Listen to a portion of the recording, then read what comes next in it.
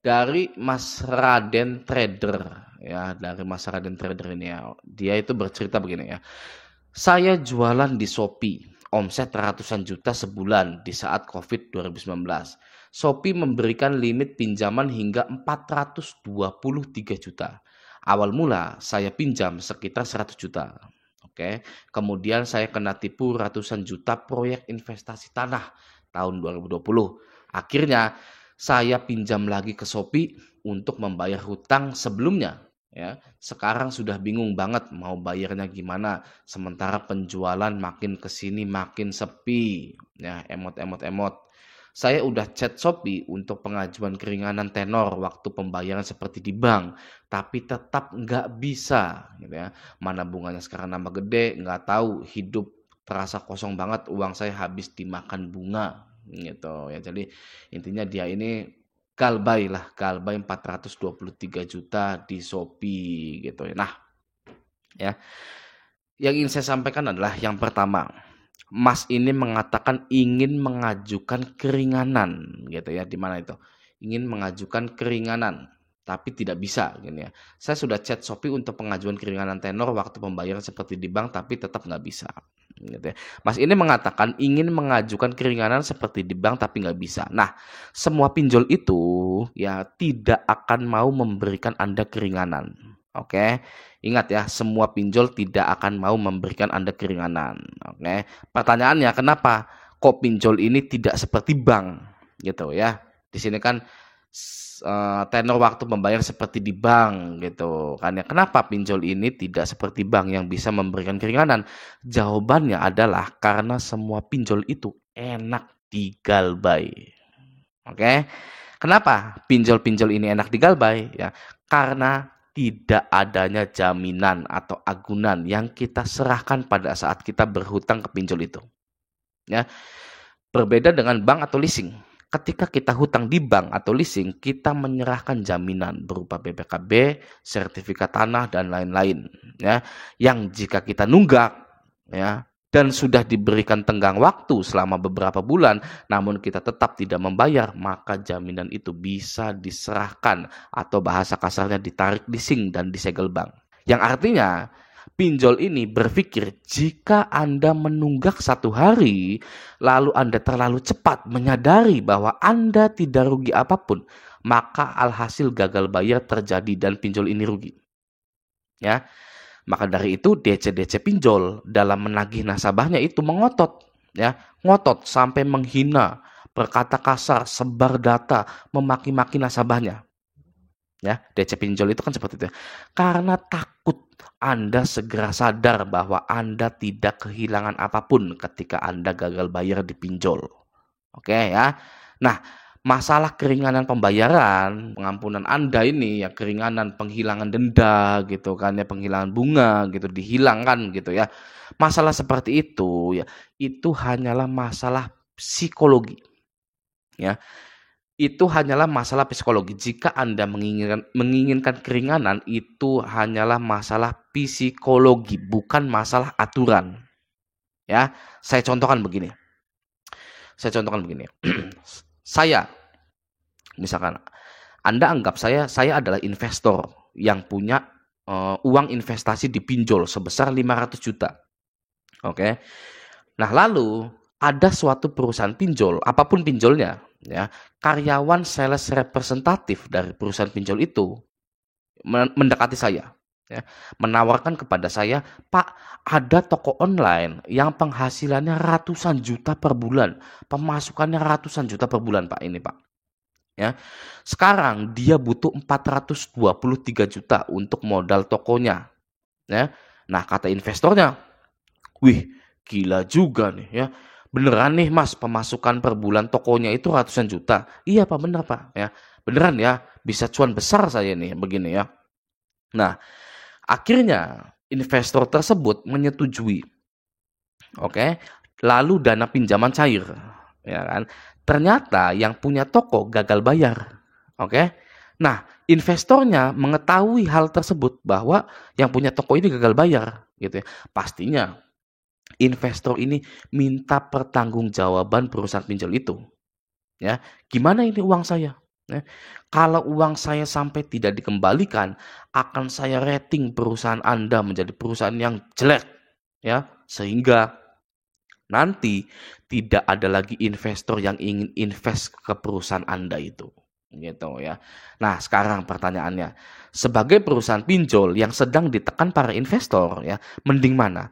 Nasabah bayar pokoknya saja, lalu investor tidak cabut, tetap lanjut invest di perusahaan pinjol itu, atau nasabah dipaksa bayar beserta bunga-bunga dan dendanya yang ujung-ujungnya nasabah ini tidak mampu karena terlalu berat dan beneran gagal bayar. Ya, kalau dari kacamata perusahaan pinjolnya nih ya, yang mending bayar pokoknya saja, ya, daripada gagal bayar beneran karena ketidakmampuan, karena terlalu besar, gitu ya. Maka dari itu, keringanan denda atau bayar pokoknya saja akan tiba dalam waktu 3 bulan. Oke, berlaku untuk seluruh pinjol. Keringanan denda atau bayar pokoknya saja akan tiba dalam waktu 3 bulan ya. Semua nasabah pinjol pastinya ketar-ketir karena awalnya mereka diinformasikan tidak ada keringanan denda ya, ataupun bunganya harus bayar full beserta denda-dendanya dan bunga-bunganya gitu ya. Namun ya, setelah menginjak 3 bulan ya, nasabah ini menunggak ya, pasti ya semua nasabah menerima kabar bahwa nasabah tersebut diperbolehkan untuk membayar pokoknya saja ya, agar pinjolnya tidak rugi, agar investornya tidak cabut ya.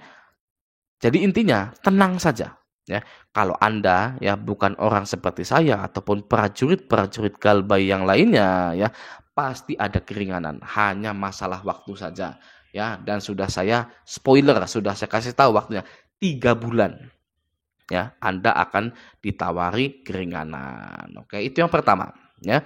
Yang kedua, Mas ini bilang ya, bingung mau gimana ya. Sekarang sudah bingung banget nih ya, mau bayarnya gimana gitu ya. Nah, kalau saya itu tidak bingung ya, karena seperti yang dijelaskan di awal tadi gitu ya, hutang pinjol tidak ada agunannya, tidak ada jaminannya. Oke. Mas ini mungkin sudah punya rumah sendiri, sudah punya mobil pribadi gitu ya. Itu semua tidak bisa disita ya. Jika disita itu melanggar hukum dan rata-rata tidak ada yang mau ya berurusan dengan hukum gitu ya. Jadi tidak usah bingung-bingung ya. Di sini kalimatnya sekarang sudah bingung banget mau bayarnya gimana, sementara penjualan makin kesini makin sepi. Nggak usah bingung ya, karena hutang pinjol tidak ada agunannya atau tidak ada jaminannya. Oke ya, itu menurut saya. Itu oke ya. Nah, itu yang kedua. Yang ketiga, penjualan di toko makin sepi. Ya, penjualan di toko makin sepi. Kalau itu ya, kalau toko ini ya adalah pemasukan Anda satu-satunya, saya doakan Masnya cepat dapat usaha baru ya, yang per bulannya ratusan juta lagi, atau usaha itu menjadi ramai kembali gitu ya. Usaha yang ini tuh jadi ramai lagi gitu kan. Kalau misalkan ya toko Anda ditutup karena Anda galbay di Shopee ya, coba Anda telepon lalu tanyakan, gimana bisa saya mau bayar hutang tapi tokonya ditutup, saya mau bayar pakai apa? Ya, coba Anda telepon Shopee-nya ya. Kalau misalkan ya skenarionya toko Anda ditutup karena Anda menunggak pembayaran di sini gitu ya. Coba Anda telepon, tanyakan, gimana bisa saya mau bayar hutang tapi toko saya ditutup. Saya mau bayarnya pakai apa, Mas? Gitu ya. Kalau ya mereka seenaknya bilang cari pinjaman lagi aja Pak ke bank, ke yang lainnya. Anda tempeleng ya, kalau bisa ya. Anda tempeleng online, ya. Tempeleng telepon Anda itu ya. Gitu ya, oke. Nah, jadi kalau sudah tidak masuk di akal seperti itu ya, Anda disuruh cari pinjaman lagi Pak, gitu ya. Kalau sudah tidak masuk di akal seperti itu, mending Anda galbaikan saja dulu sampai toko Anda dibuka kembali. Ya, kenapa seperti itu? Karena Anda buka toko di Shopee, Shopee meminjamkan uang kepada Anda, lalu toko Anda ditutup, gitu ya. Karena Anda tidak bisa bayar, gitu. Kenapa? Gitu, ya. Kalau prasangka jeleknya, ya ini prasangka jeleknya, jawabannya adalah agar Anda tidak bisa bayar pinjaman. Ya, itu prasangka jeleknya, ya. Anda buka toko, ya Anda difasilitasi hutang gitu ya. Penjualan menurun, tidak bisa bayar, toko Anda ditutup. Gitu ya. Anda galbaikan, ya. Anda galbaikan dulu sampai toko Anda dibuka kembali, ya.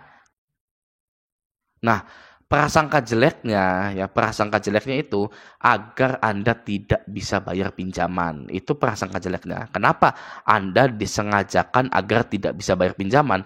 Ya karena harta Anda, mobil Anda, rumah Anda jual. Ya gitu, ya kan ya. Makanya pinjol ini mengeruk semuanya dari Anda, gitu loh. Ya. Dikeruk semua apapun yang Anda punya gitu ya. Tapi kalau toko Anda tidak ditutup, ya sudah alhamdulillah gitu ya. Anda masih bisa memikirkan strategi marketing untuk mengembangkan toko Anda gitu kan ya. Dan yang harus Anda lakukan adalah membackup data sales Anda ya, atau Anda bikin toko baru di situ atau di marketplace yang lainnya gitu ya. Anda harus punya backupan data sales Anda. Ya, contoh Anda giring pembeli Anda untuk follow Instagram toko Anda, follow toko Anda di marketplace yang lain dengan iming-iming gratis ongkir ya, buy one get one, diskon 50% gitu kan ya. Nah, ketika nanti beneran ditutup, ya Anda tidak ketar-ketir gitu kan, Anda masih bisa berjualan di marketplace yang lainnya gitu kan ya. Nah, tinggal Anda itu di marketplace yang baru itu ya jangan pinjam-pinjam dana lagi. Oke, karena itu akan menyusahkan Anda dan kita semua tahu bahwa marketplace yang sekarang itu punya fasilitas pinjaman modal atau pinjaman dana. Oke ya. Nah, jika Anda anggap hutang Anda sangat besar lalu takut hukum, nah gitu kan ya, hutangnya ratusan juta, Anda takut hukum gitu, Anda silahkan ke Google ya, mengetikkan apakah hutang bisa dipenjara, pasti isinya kurang lebih seperti ini ya, pasal 19 ayat 2 Undang-Undang Nomor 39 Tahun 1999 tentang hak asasi manusia gitu ya, tidak seorang pun atas putusan pengadilan boleh dipidana penjara berdasarkan alasan ketidakmampuan untuk membayar hutang gitu ya. Jadi kalau Anda tidak bisa bayar hutang, ya Anda itu tidak bisa dipenjara gitu ya. Oke ya. Nah, satu lagi buat Masnya nih ya. Jangan jual harta benda Anda gitu ya. Sudah saja ya. Hutang pinjol tidak ada jaminannya. Anda hadapi saja hutang itu tanpa menjual harta benda Anda gitu ya. Tidak ada yang bisa meruntuhkan kepercayaan diri Anda dan kehendak Anda. Oke, semoga video ini bermanfaat. Sampai jumpa di video selanjutnya.